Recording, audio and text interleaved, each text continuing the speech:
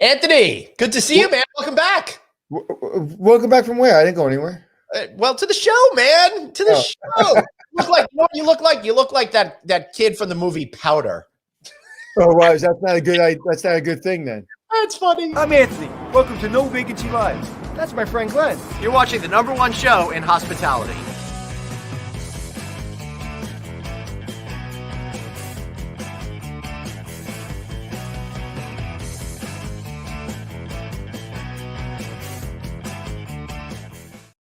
Anthony Melchiori, the thing that I like most is making really outdated movie references that nobody's going to understand. Great to see you, my friend. I certainly had no idea what you were talking about. What's up, buddy? Yeah, it was some movie where this kid was, I don't hardly remember it, but he was like not just white, but crazy albino white. With the way the light was shining on your face, you kind of had that look. So anyway, I'm Glenn Hausman. Of course, we got the one and only Mr. Anthony Melchiori here today. I want to thank you guys for watching No Vacancy Live. We love that you're here with us every single day. Be sure to check out our audio versions of this podcast. We know you like watching the video, but a lot of folks like taking it on the go as well. And that's where the audio version comes in.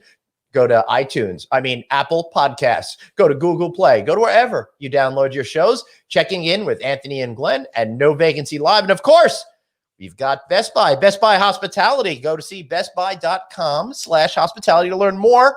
Connect with the dedicated hospitality expert there. Why? Because they can help you do everything that you need, because they've got more than 4,000 Geek Squad agents at the ready to tackle any size job anywhere in the country. Take, for example, swapping out TVs. They could do over 300 in a day. Check them out at bestbuy.com/hospitality. And Anthony, the other thing that I like talking about is saving money on property taxes, right? It's time to lower Let me start that over. It's time to lower your property tax bill, people.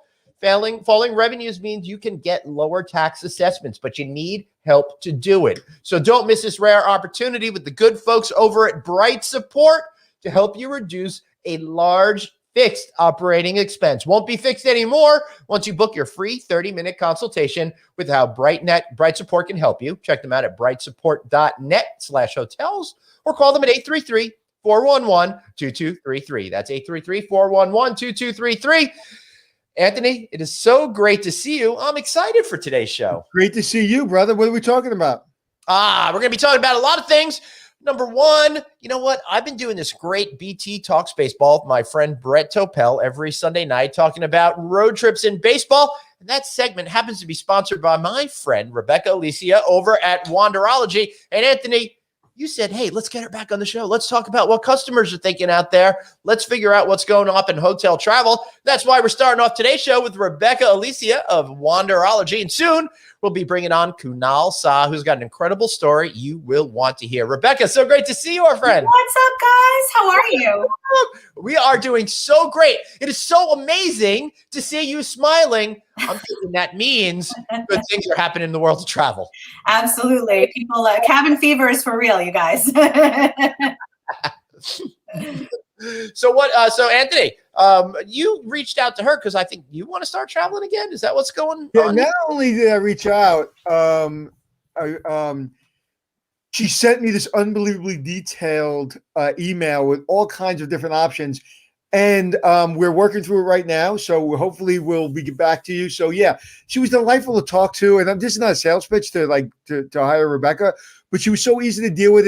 And you know what I liked about what you did was you took this time during the pandemic when everybody's sitting at home to go travel. And you knew people would want to travel not too far from home. So everything I wanted, you were like, oh yeah, I was just there a couple weeks ago. Yeah, I did that. And I've never been there, but I was just there. And so everything that I wanted to do, because my wife didn't want to travel too far. She didn't want to get on a plane. I wanted an island off of the East Coast that's maybe, not too far, even if we have to take a little plane. And you were just perfect. So thank you. Oh, I love to hear that. Thank you so much. And we're definitely going to make sure you have a fantastic time. Well, thank you. Excellent. All right, Rebecca, let's just jump in there with one quick question. Hey, when will tourists come back to New Orleans? And I think that could be, a metaphor for all the cities out there, all the urban centers. What are you starting to see in terms of that? We had on our show last Thursday, Rebecca, Charlie Flateman. Now, he's with the Schubert Organization, but he's also the chairman of NYC and Company. He is very bullish on travel returning to New York City within the next 6-8 months to a year. How are you seeing big cities, New Orleans, New York, LA, other places? Well, the first real thing you have to look at is the domestic portion of it, as opposed to the Right. as opposed to international. So places like New Orleans, places like Charleston, places like Savannah, New York City, Chicago, I think you're going to see an uptick in domestic national travel coming within the next 6 months to a year. And I think that's going to come back before international travel. I personally think Caribbean travel will kind of be along on that same bandwagon. And from there, then we'll see more of those kind of long hauls coming back in. It's a comfort level thing. Right. Rebecca, I know the Caribbean is international travel, but it almost feels as if it's domestic travel. There seems to be good relationships with us and Caribbean nations. They're also really close to get to. Am I right about that, the way people perceive it? Oh, for sure. Well, first of all, you actually have some options that are technically domestic, even though they're island Caribbean travel, right? You've got like Puerto Rico, right? You've got U.S. Virgin Islands. So there are some places that you can go and come back and not be subject to international regulations. But even putting that aside, so many of the Caribbean islands adapted really fast to the new CDC regulations that came out. And they're doing testing on site for guests. They're giving excellent rates if you unexpectedly have a positive and you have to stay in quarantine in place. They're doing 50% rates or more reduction. So they're tourist-based economy, and they're eager for our business. So I think we'll see a return there. Yeah, and one of the things that we've been seeing is, for example, we had somebody from Jamaica on the show, and they talked all about doing testing within the airport and taking your temperature in the airport before even released into the country itself.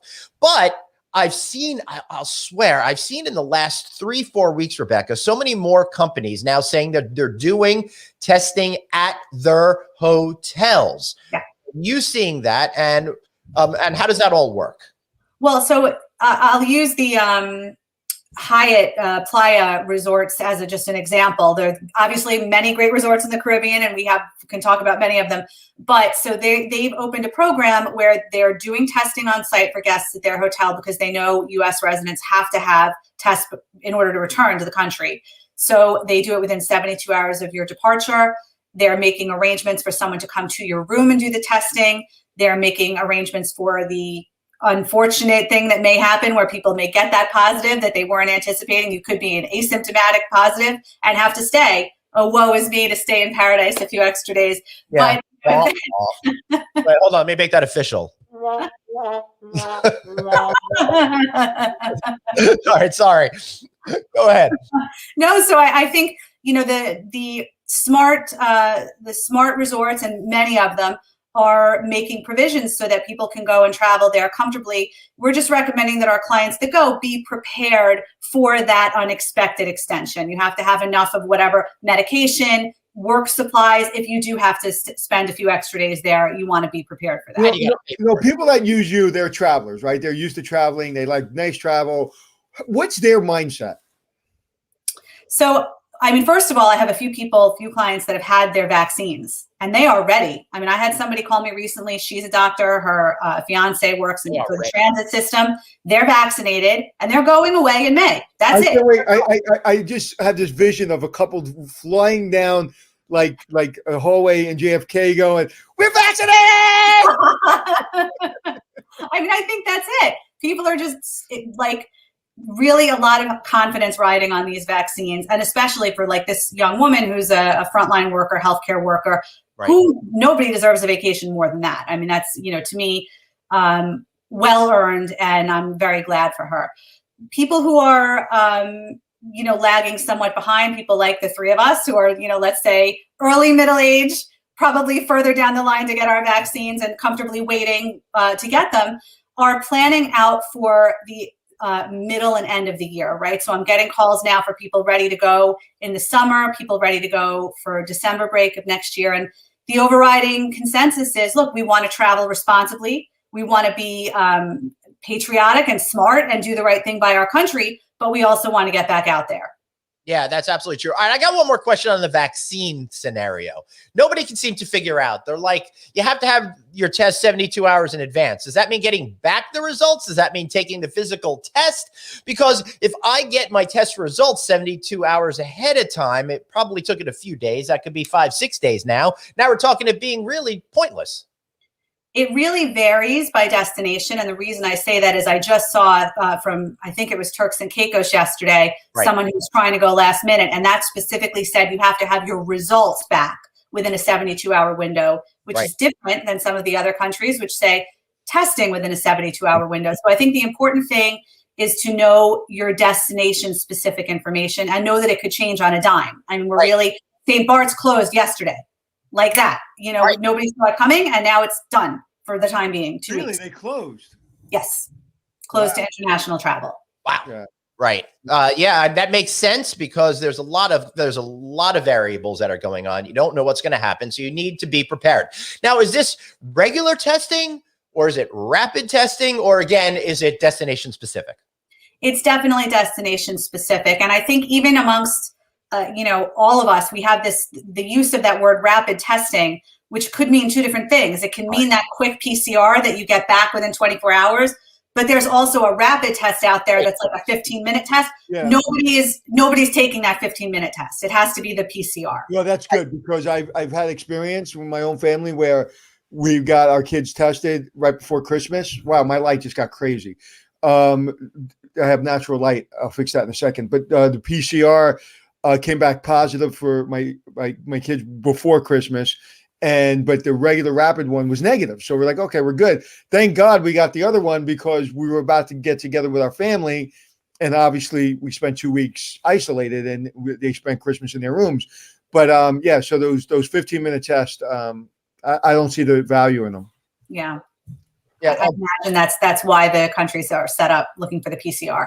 Congratulations to Jeannie Boatwright. She's vaccinated and a nurse. Thank you for all that you do. And her recommendation is to self-quarantine after you get a test. That makes sense because you don't want to screw up your vacation that you worked so hard to get to by doing that. Did you get both? I want to know if you can put in comments. Did you get both vaccines and now you're the 14-day and then you waited 14 days, or you're in your first vaccine, second vaccine, and waiting the 14 days?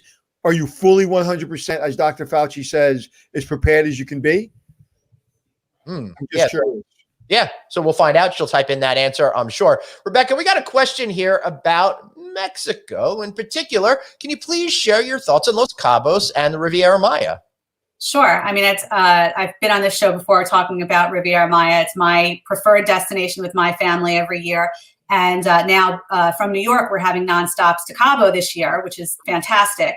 So their entry requirements are pretty easy. You can go there and travel relatively unfettered. Obviously, resort by resort may have different regulations and requirements. And then to come back to the States, you have that negative test within 72 hours in order to come back to the US. So I'm not sure if you have more specific questions regarding the destination. And again, I think a lot depends on the resort in terms of safety. You want to pick a place that is, has mask regulations, that is has some type of protocol for cleanliness in place. Maybe there are resting rooms in between guests. There's a lot of different factors that go into comfort levels, as well as your own personal risk factors. Yeah, I would like to say one of my favorite hotels of all time is the Fairmont in the Riviera Maya. I love Mayakoba Beach, I think it's called. Fairmont Mayakoba. Mayakoba. All right, I love that. I think there's a Rosewood right next door to it. It's a great resort development over there. I would really recommend going to that place. Plus, the golf is amazing there. Yeah, I don't know. I don't play golf. Although I did play a mean game of putt-putt back in the 1980s. so we'll see. All right. So Jeannie is saying that she needs to get her second one scheduled, but she recommends it. She also has health issues. Oh, no problem except my arm hurts. Actually, one of our family friends, a nurse said she got her second shot and she was overwhelmed with symptoms for about a half a day. So it could go from nothing to some real serious type of. My father-in-law got his, and my wife got hers because she's a teacher, and he's over 65, and he had no symptoms, and my wife just arm hurt, but there was no symptoms, and she's got to get her second one, and he's got to get his second one at the end of February, and then we'll wait 14 days, and at least listen, I'm pretty comfortable. Like we're going away this week, me and you, we're going to do our podcast. And I said, if I come up the night of the Super Bowl, we have to sit and wear our masks watching our room if we're going to be together. So I might as well just stay home and watch the Super Bowl. That's so right. Even though I travel and even, I'll get on a plane and all that, I still, I'm still very uncomfortable being around somebody without a mask on. Yeah. So to each his own. Aren't we all? Well, not we all aren't. I think. No, actually, I just had a friend of mine. Send me a picture, and she's at a convention, and she's standing right next to somebody with her arm around her with no mask on. That's okay. They may have had their vaccinations. I don't know. Who knows? Well, that is one thing about traveling, during the pandemic and like over the summer and the fall, is that sometimes you go to a different geographic region and their standards are a little different than yours and what you're comfortable with, and you have to be mindful of that you're going into a territory with a different culture, even if it's within the U.S. Yeah, listen, I have to go to Florida at the end of the month. I'm literally flying in and flying out the same day. I have to do a thing for one of my consulting clients, and I'm in and out. I am not comfortable. I'm telling you, I've said this 100 times before, the most comfortable place I am as at a poker table in Vegas, because you're surrounded by plastic, everybody's masked up. And to be honest with you, everybody said at the poker table, they're double masked. They're like, I am not safe. I don't feel, I was having this conversation with a gentleman, and he said, I feel safer here than I feel any place on earth, because, if you can, knock wood, if you get at that poker table, you can get it anywhere, because again, you're touching the chips, but you're not touching your face. There's plastic in front of you, plastic on the side of you. They're very, there's masks, there's glass in front of the dealer. Everybody's sanitizing. So I will travel anywhere, but I want to know the rules. And in Florida, I see pictures, and it doesn't seem like COVID has hit Florida yet. Mm. Yeah. All right. We got a question from Nick Monroe. Do Airbnbs have rules and regulations with COVID? Yes, Nick, they certainly do. And also, if you go to their website, what's really interesting is they've got their tagline right now is instead of go far, which is what you would think, it says go near. I think that's very, very clever and really plays to what's going. But like anything else, whether you go to Airbnb, and Rebecca, you're the expert, whether you go to hotels that say they have all these standards, or you go to Airbnb, say they have all these standards, it comes down to the housekeeper that's cleaning your room.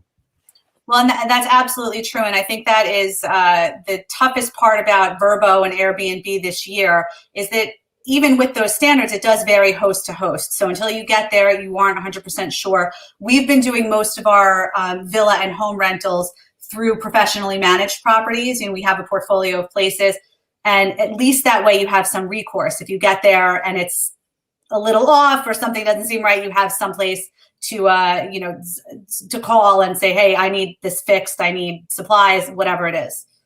Right. And you know what?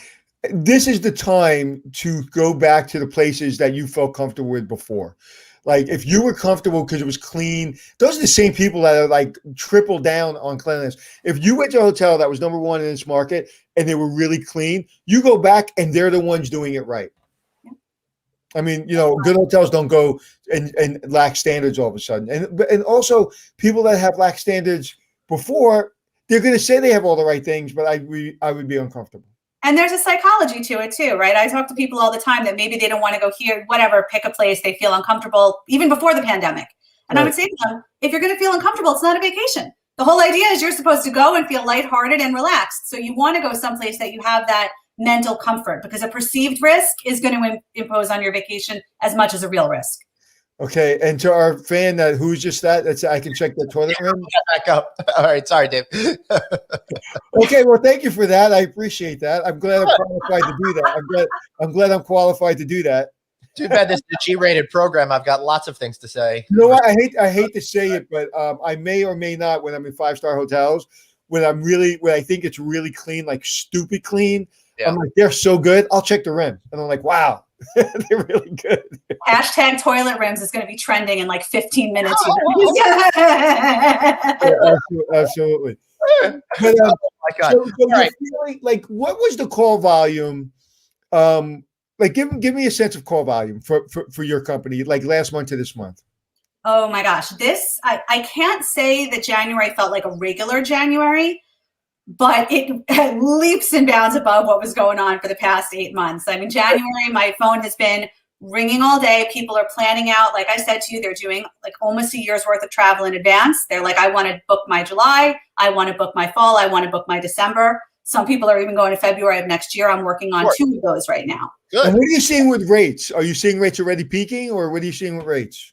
I think it's really location dependent. When you look at like safari lodges, or Greece is another great example, people that had 2020 trips picked them up and moved them. So some of them are already almost sold out for 21 in season. So the rates are not, you're not getting a rate break there. But where there's supply and demand, I would say somewhat with the Caribbean, certainly with airfare, those, more places where there's more competition in the market, good places to get deals. Got it. Makes a lot of sense. Good piece of advice. Yeah, before we wrap up, any thoughts on cruises? When on earth or when on sea are they going to get, cruising again? And what kind of bookings are you seeing? Because my understanding is we're seeing 22, 23 bookings already. The people that I have that love cruising, that are avid cruisers, cannot wait to get back on the water. I mean, they're really like mournful about not being able to go. What I'm thinking, I don't know, we'll see, maybe history will prove me wrong, but similar to how you have to have a vaccine passport, like to go to East Africa, like a yellow fever vaccine, I think you're going to be seeing a vaccine passport system for these cruises. Great. You're going to have to, prove that they're going to be vaccine only, and it'll be your choice if you want to go or not go. That's my guess. Yeah, I would feel much more comfortable, and I love cruising, if everybody on that cruise is vaccinated. And I think, honestly, it'll be great for the cruise industry. I think if they don't make it mandatory, I think the cruise industry is going to have a tough time. But their marketing, they can market the crap out of that, and you'll get people like my family who's on the fence. Like, I'll go, but there's some people in my family that don't really want to go. If I say everybody's vaccinated, they'll feel much better. Yeah, absolutely. And you're seeing a shuffle already within the brands, and some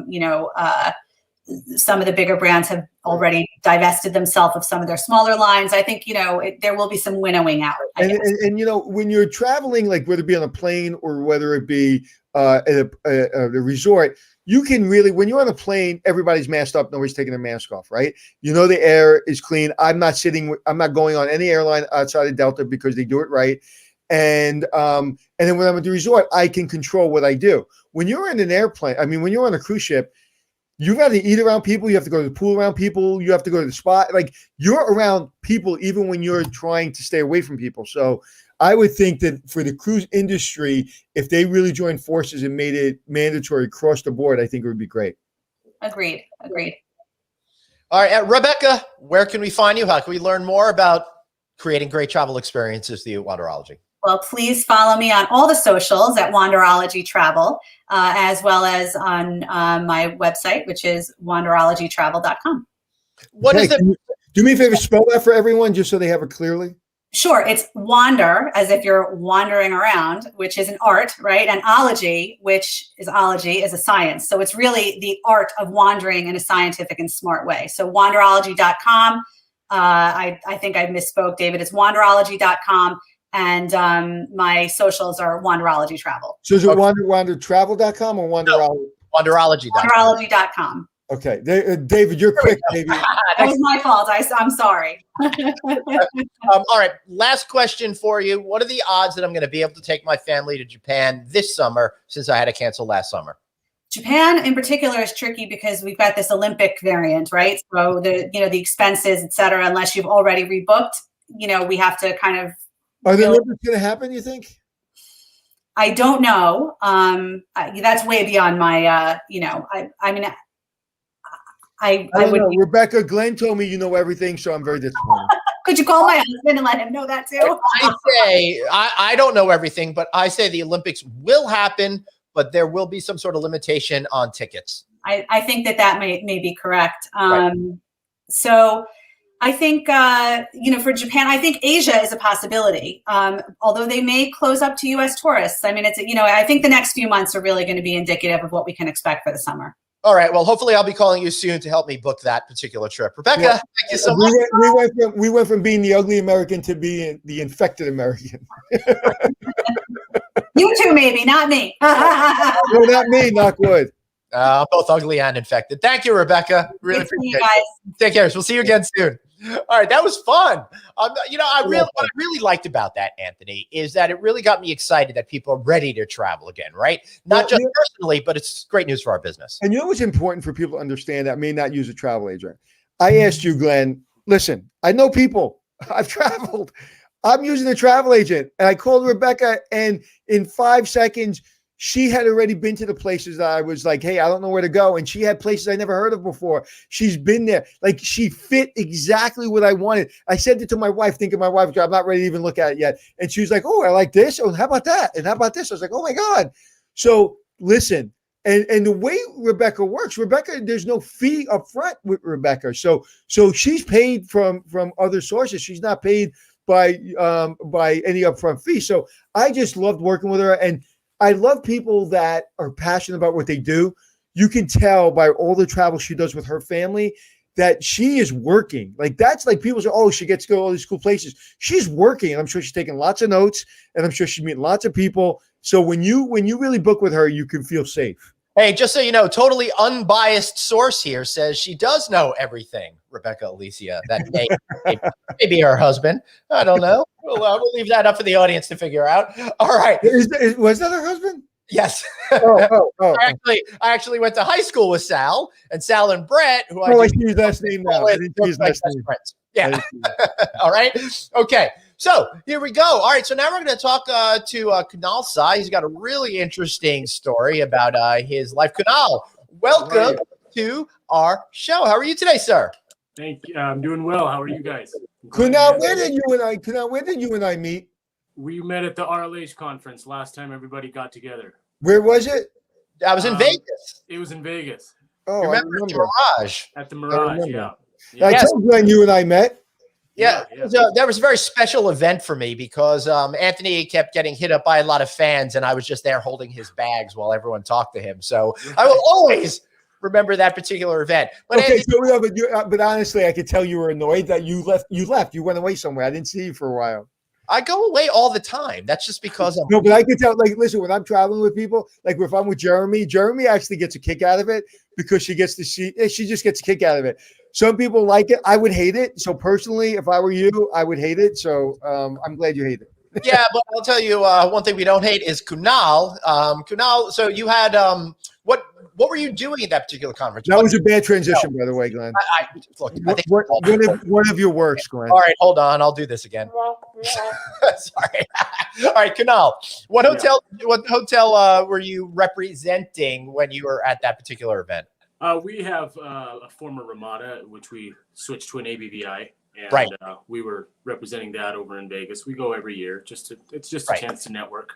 So this is an easier transition. Watch this one, Anthony. That though it may be an ABVI, it was a Ramada when you were 13 years old, and the craziest thing that could happen to a kid happened to you, right? Yeah. I mean, it was pretty wild. I was actually 11. 11, sorry. Yeah, 11 years old. In 06, I mean, well, I'll start from the start. I mean, yes, please do, because nobody knows what you're going to be talking about here. So this is going to be really interesting. Right. So in 1990, my my father, he came to the States to do aviation engineering in Oakland, California. And, he worked odd jobs as a student. He worked at Jack in the Box and Pizza Hut and, doing dishwashing and all sorts of stuff, just trying to stack some money. Wow. My mother followed in 1992, and they started working at a motel. And so my father was really intrigued by their lifestyle. I mean, he saw that he didn't own such a lavish motel. It wasn't a Holiday Inn or something. Mm-hmm. It was just a little local motel. And the guy drove a BMW and he had a Mercedes parked in the garage. And he's like, well, what do you do?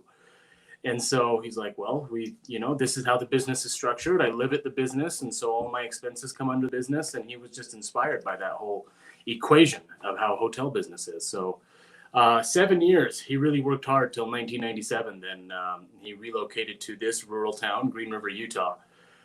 Found a business for sale. It was a small motel, the Budget Inn, and he worked there. It was about 30 units. Worked there for about 4 years, and then bought some land in the same town and constructed a brand new Ramada, which was 50 units, and then just kept going up from there. In northern Utah, he built a Motel 6.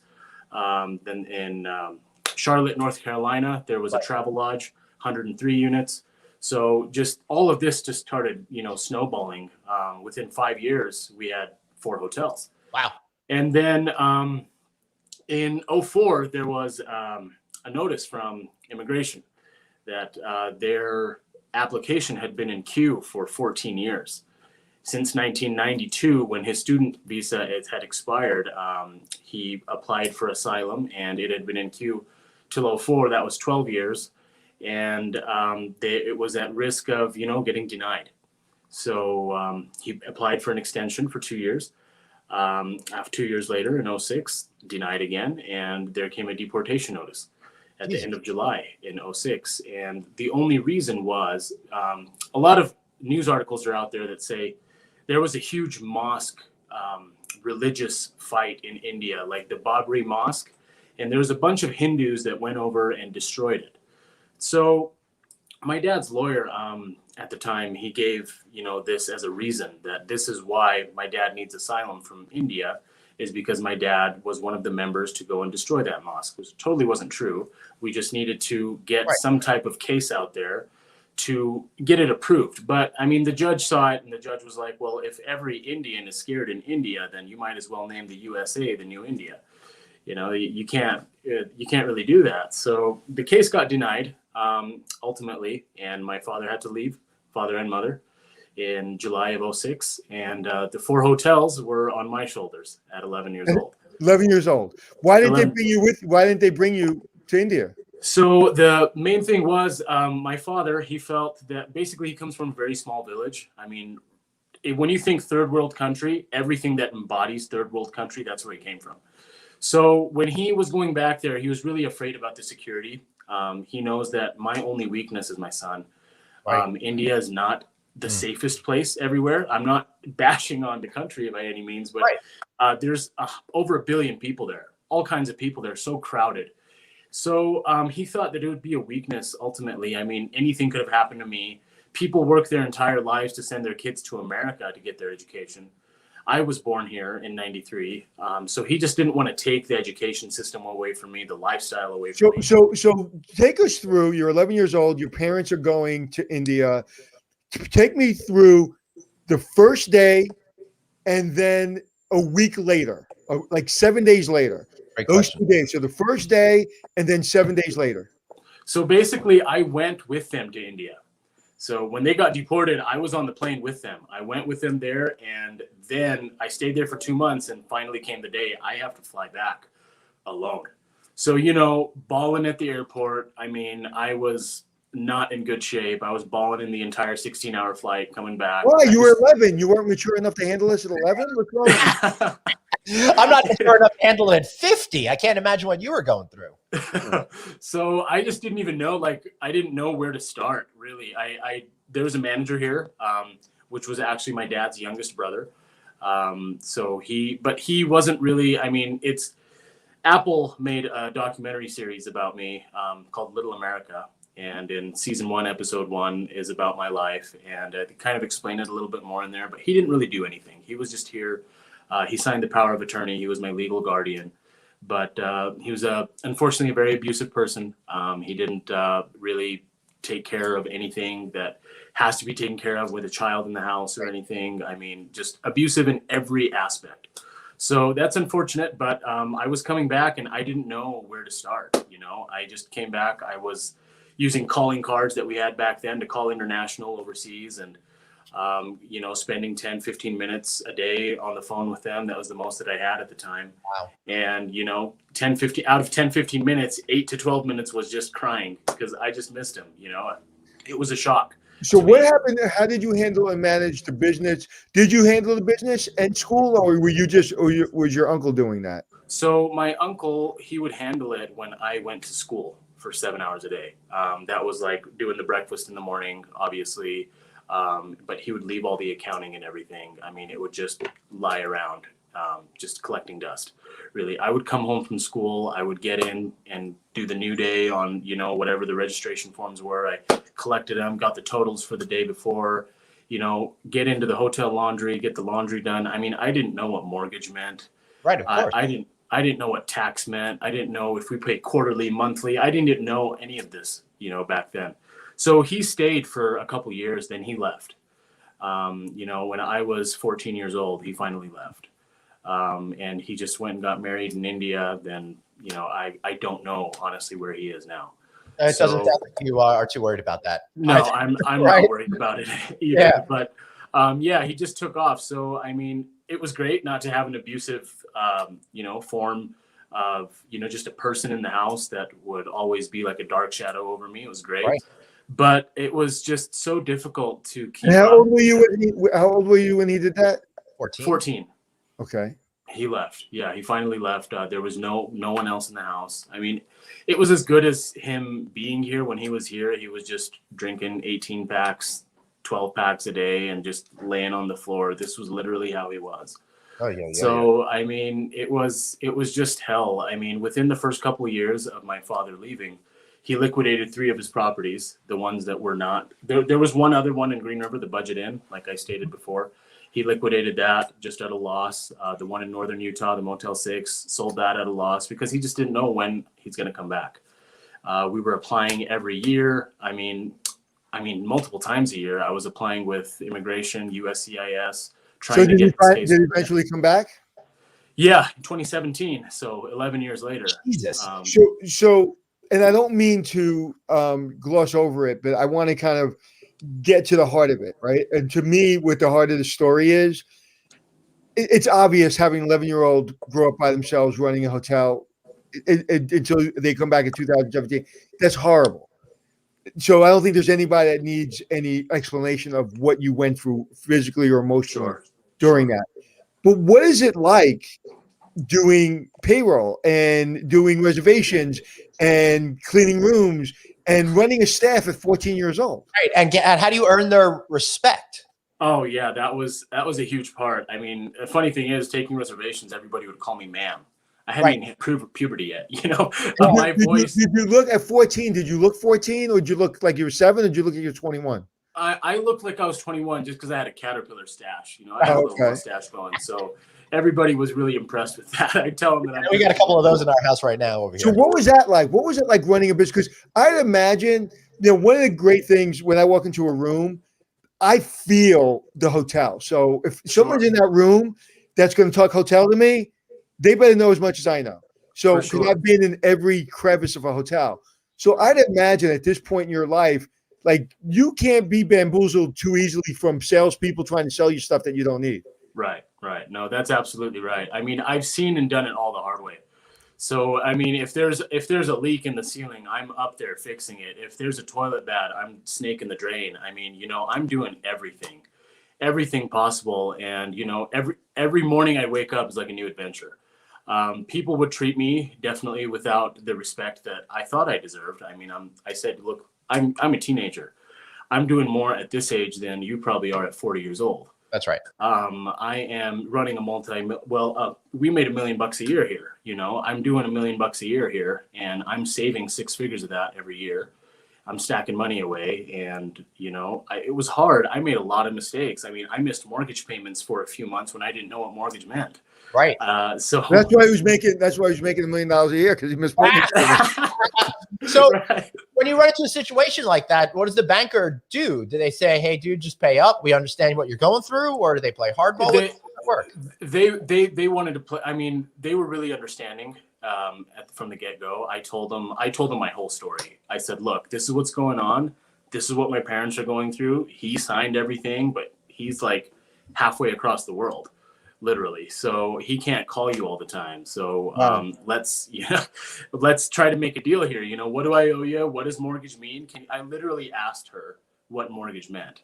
Wow. So she told me what mortgage meant. She's like, "Okay, so this is what it is," and she gave me the whole definition. So before we go to the next question, we call this part of our show breaking news. We got breaking news. You ready? You do?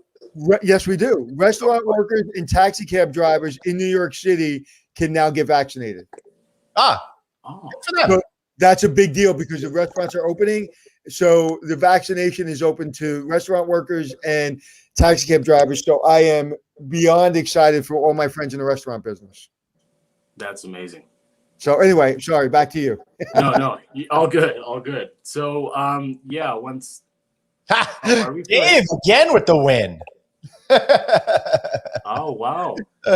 Yeah, that's excellent. All right, looks like I need to get a job at a New York City restaurant.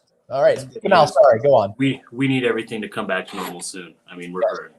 Right. So You learn what mortgage meant and all of that kind of stuff. And obviously, probably around that point, you realize, crud, there's probably a lot of stuff that I don't know. Right. Yeah. So what was that educational process like for you in those early days? And at what point did you start to really feel confident in what you were doing? I was really shy as a child. Being an only child, I didn't have brothers or sisters. I mean, Yeah. the I'm only a time. well. I get it. Yeah. I got a little bit of spotlight when I started representing Utah in the Scripps National Spelling Bee in 05, 06, 07. That Wait, was hold on a something. second. Hold on. Yeah. You're running a hotel. Your parents left you. And listen, with all due respect, we know that 90% of the spelling bee winners are from India. So we know the expectation is for you to be a spelling bee champion, right? In your culture. Right. But how the hell do you become a spelling bee? Like, how do you become, like, how does that happen? I mean, it was wild. So there's 5 years you can be fourth, fifth, sixth. Yeah, but how seventh. did you do without your mom yelling at you constantly? Right. I mean, And why would you care? Why would you care? most of these kids have a coach. Either their parents coach them. Of course they do. But They was hired a anybody coach. telling you that you still grades were still important? Were your parents still up on top of you? Yes. Yeah. Even halfway across the world, they were yelling at me. I mean, Amazing. why do you have an A-? Like straight up, this is how it was. So, Wait, yeah, you're by yourself. yeah. You're running a motel, and your Uh-huh. parents are still giving you shit. Yeah. Hold on a second. I'm gonna go slap my kids. I'll be right back. That's the secret of Indian brilliance, right? It's the secret. Right. They're No, I'm always just on kidding. top. I don't slap my children. Right. Yeah, I want to thank the Indian community because I thought Jewish parents were tough until I met the Indian Oh, American. yeah, that's a whole nother level. Yeah, it Sorry. really is. It really is. So, I mean, I was just mad. I just read a lot of books as a kid. I was just good at spelling. I didn't know. Well, what how do you have spelling time? was. You're running a hotel. You're by yourself. I don't understand. Getting an education. I don't understand. You're not normal. Yeah, yeah, it was crazy. It really was. There was a spelling bee in class one day, and I won it. Then I went to the district and state, the national level, and that's just how it kept happening. So, I went to the spelling bee 1 year without my parents here, and that was my goal to actually make it to the finalists because the finalists meet the first lady, and back then it was Laura Bush. Mhm. So I made it to the finalists in 07, and I sat down in a little circle around Laura Bush one day, and with the top 13, we were the top 13 in the nation, and when she picked on me to introduce myself, I just started crying again. The whole song, sing a sad song. So I just said, look. This happened to my parents. It's not fair. They're taxpayers. They did everything the right way. They just got denied because of bad luck, straight up. So please do something for us. Please. Nothing. She just said that, come talk to me later. And I never got a chance to talk to her later. Yeah, So. of course not. But interesting enough, for those of you who don't realize, I believe Laura Bush was all about literacy and library. She was a librarian. Yeah. Yeah, right. So I thought I'd get some help, but unfortunately, no help there. Now, So, was that one of your motivating factors of getting to the finals to meet her? that was the only factor. I didn't care about winning. After that, after we were in the top 13, we met her. Then it was competition night. I just flaked on the first word I heard. I knew it. I knew how to spell it, but I just got it wrong. That's just a shame because I would think if she heard a story like that, she would use her power to help. Yeah. Right. She would Yeah. look good if she had done that. Yeah, yeah. I really wished for something there, and that was really early on. It had only been a year since they'd been gone. That would have been a great win. I don't understand how a business owner that has 4 hotels could be considered anything but someone who deserves citizenship with all those jobs that they've created. Right. And I mean, this town, with all due respect to the Mexican workforce here, but they're all illegal. Half of this town is illegal. Half of everybody that cleans rooms in the hospitality industry, they're illegal. Mm-hmm. I've seen it. I have friends. My whole entire network is made up of hotel owners. They're all illegal. And it's just crazy to see him out of everyone. He chose to do it the right way. The mayor of this town said, hey, I have a log cabin up in Wyoming. Just go hide out there for a year and you'll be safe. You don't have to answer their calls. You don't have to go through all this. And my dad said, I'm not going to hide. I run a few multi-million-dollar businesses. I'm going to try to win this battle. And so and answer this honestly. Are you resentful still? A little bit. Yeah. Once you said answer it honestly, it Yeah. creeped in, it creeped in. It's hard not to be. My entire life was based around this. That's what my entire life meant. Right. Was Yeah, and it must be very struggle. difficult for you to be able to define yourself from something other than this really insanely significant moment that happened. And so how does that show up? Did you, if you don't mind talking about it, I mean, have you needed therapy? Did you go off and drink too much at one point? Were you what were you doing to right your mind? I mean, there was a couple of times where I thought I needed therapy. I thought I had like PTSD or something from the abuse that I was under and then all this stress and stuff like that. But there was one thing that my father, he always told me. He always said that God will never put in front of you what you cannot handle. Mm-hmm. That just echoed in my head. I mean, I found some inner strength from somewhere to just push through. There were days that were hard, really, really difficult. I mean, there was a point when I was like just out of high school, I started drinking beer a lot, and that happened for a few months. But then I was like, this is just, a dead end. Well, why am I going down this road? Every time I drank, it was like my first time, obviously, and I was like, it's not gonna take me anywhere great. I mean, you're gonna be like your uncle. No use. Right. You're gonna be like your uncle. Right. Exactly. That's what I saw growing up. And I was like, I'm going through the same road and I got to quit. So I caught myself, within a few weeks, really, I just quit that. And I didn't use any substances or anything, but I didn't use any therapy. I just, that voice really echoed in my head all the time to just keep pushing. So so when you saw your parents 2017, was that? Anthony, you're breaking up on us. We just lost Anthony. So let me just switch it. We got a question here. Was it legal for you to even run the business?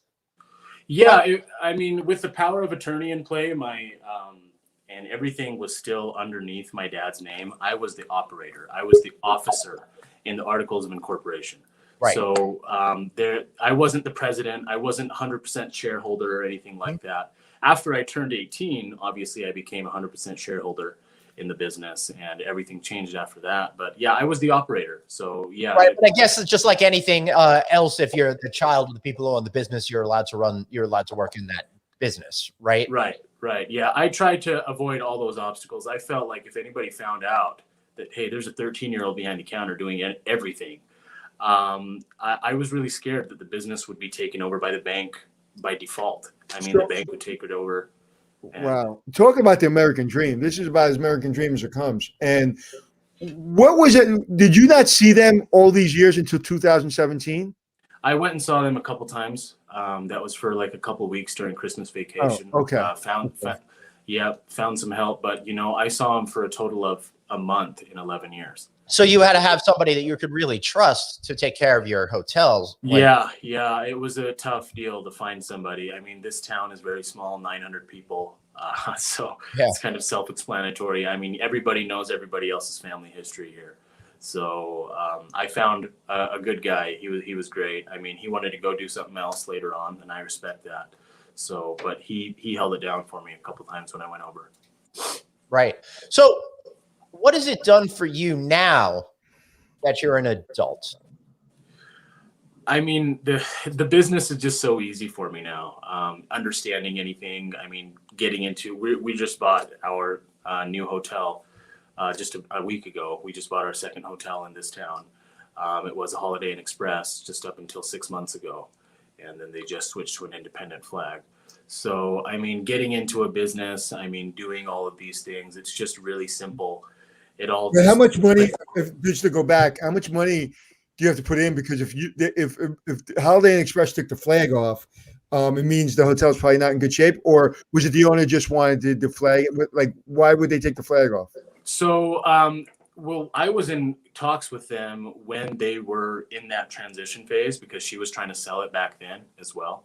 Okay. So Project Blue, their Project Blue PIP, it was going to be upwards of $1.5 million. It was like $1 million straight up. It was it's a two-story building. They wanted most of all the Holiday Inns. I talked to the IHG rep. He wants 3 stories minimum. So he said, literally chop the top off your hotel, add more rooms, make it a 3-story. The foundation isn't built for that. It's not a smart idea. I just didn't think it was smart at all. to put 1.5 million into this. It just doesn't, especially, and I think it's a smart idea now as well because COVID is part of this world. I don't know when I'd see that money back. I really don't know when I would. Right. And that town better than anybody. Does that town need a brand, or is there enough compression where as long as you run a good hotel and you have good reviews, you'll be okay? Yeah, that's kind of how this town is. We're right next to the Moab market, so we're in the middle of 3 national parks. I mean, if you have good reviews, you have a nice hotel, you're solid. I mean, she's still doing solid even without the flag. Obviously, the flag has its perks, and I have a couple of brands coming down to look at it in the next couple of weeks. So we'll So see. let me ask you this question then, because we go back and forth with people. And one of the questions that seems to come up on the show is, if you don't have a brand, could you make enough to at least make more than you would have by paying all of those fees that the brand implements and also compensates for all the business they bring for you? Oh, yes. I'm sorry. You're supposed to answer that. Yeah, I think that's possible. Absolutely. I mean, I've done it myself. We have a couple properties in California as well. And so I've done it myself. I've been in that equation. The brands, I mean, what are they, 10, 15% of your revenue now, marketing fees, this and that. I mean, they just keep going up, up and up. And the thing is, I mean, with the brands, every 5 years, you're gutting out all your mattresses. That's like, $100,000 for a 60-unit property. All of what you could save, they're literally digging into your savings. They don't help with any of this stuff. Mm-hmm. So I think if you just keep because the hotel industry has changed now, it's all about reviews. 10, 15 years ago, people didn't have a smartphone in their hand and they could just look up reviews in a second, So it was all about billboards and advertising back then. It's still about advertising now, but as long as you've got good reviews, I think you're solid. You can still succeed. So Kunal, where exactly are your parents right this very second? They're in this hotel. We were detailing rooms this morning. Yeah, are they there? Because we'd love to see them. Yeah, they're here. I can go grab them here in just a second. Yeah, let me just go grab. I want to hear what they have to say about their son. Yeah, that would be great. And my first question is going to be, are you glad they're here, or you wish you were back in India, not bothering you? Just so you know, he's all in the green room right now. He's laughing at that particular show. Oh, okay. So, I got to tell you, what an inspiring story, but it really makes me feel like I did not put enough effort into things when I was a kid. Well, I can't talk about me because I just wish I had direction to give something effort, but that's another story. But my question, would just blowing my mind, is you're going to school, your parents aren't there, you're running a hotel. Why the F would you care about a spelling bee? It's the most amazing thing to me that he was able to do that. I literally can't get my 18-year-old and 21-year-olds to take the garbage out in their own room. Right. It was all about meeting Laura Bush. That was the only, I was so obsessed with meeting Laura Bush. Oh, so you initially wanted to go there I thought it was when you found out, but your mission was to meet her. Yes, that was because I thought that was it. If I meet her and tell her my story, she's going to sign something and they're going to be back in 2 weeks.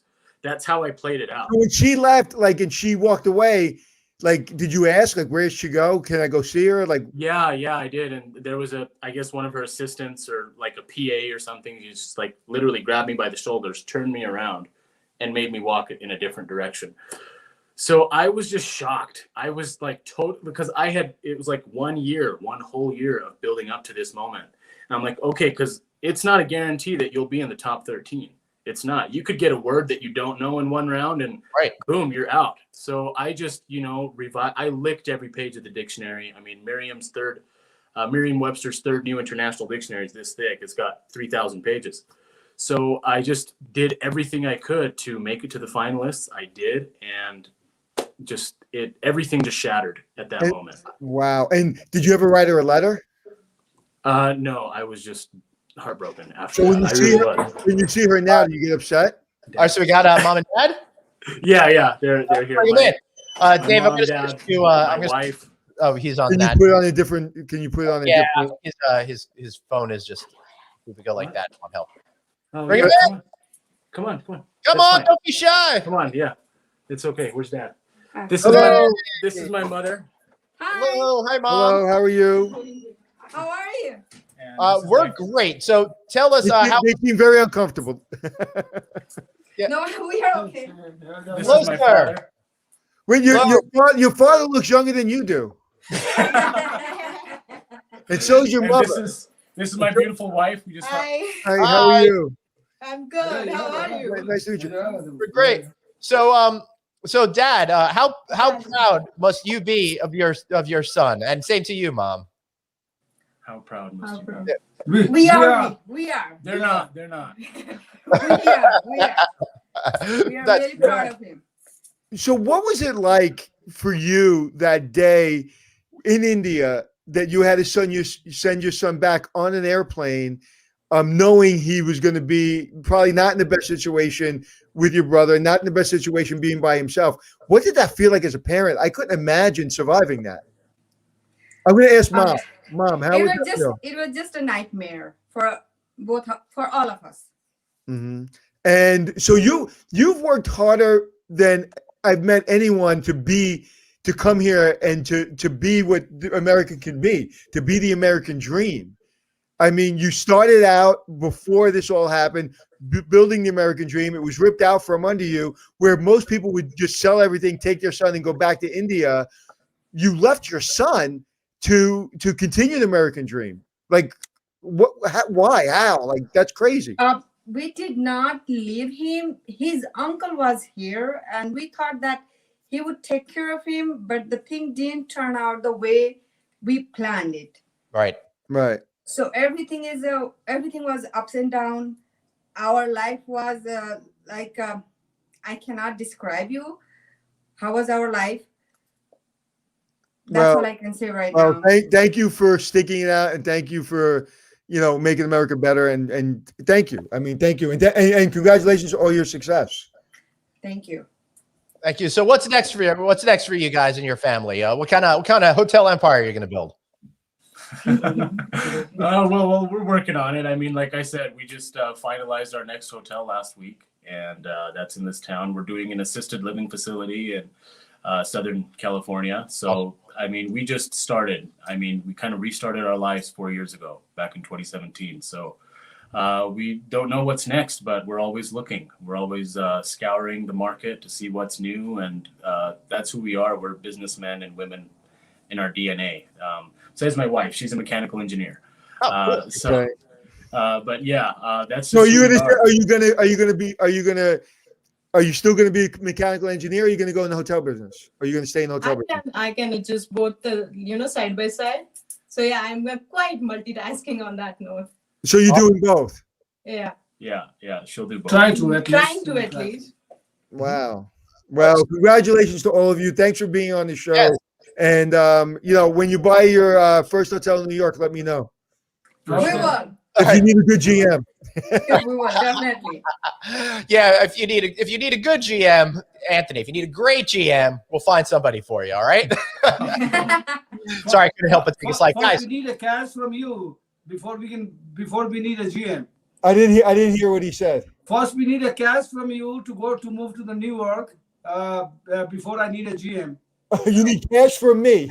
Yeah, exactly. And this is why Indian American families do so great here in the United States. Glenn, I didn't know how to answer that, but that was perfectly said. Thank you very much. I appreciate it.